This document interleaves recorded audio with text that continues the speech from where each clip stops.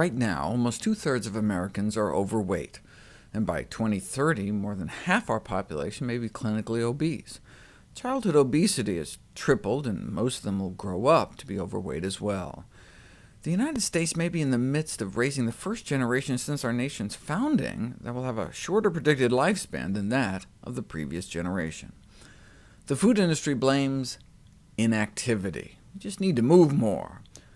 But what is the role of exercise in the treatment of obesity?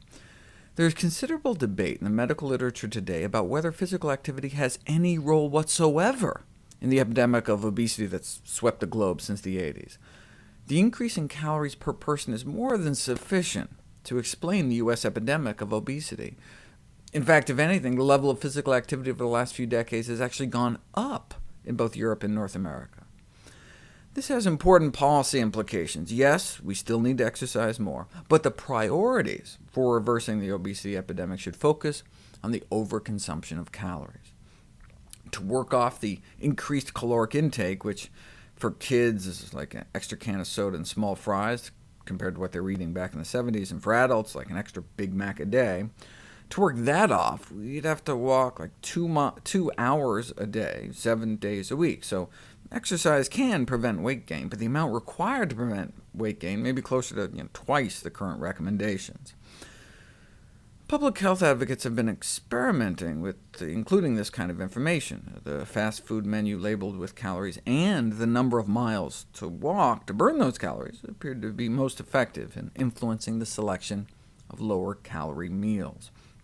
Now, exercise alone may have a small effect, and that small effect can make a big difference on a population scale. A 1% decrease in BMI nationwide might prevent millions of cases of diabetes and heart disease, thousands of cases of cancer.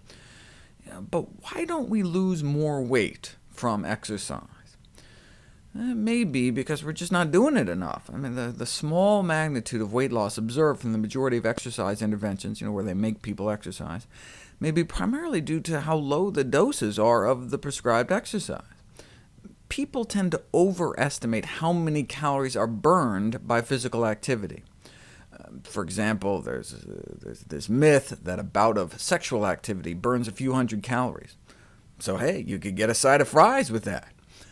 But if you actually hook people up and measure energy expenditure during the act, and your study subjects don't get too tangled up with all the wires and hoses, though it may be nearly the metabolic equivalent of calisthenics, given that the average bout of sexual activity only lasts about 6 minutes, a young man might expend approximately 21 calories during sexual intercourse.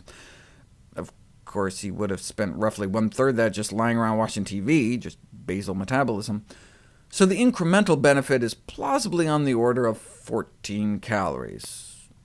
So maybe we could have like one fry with that.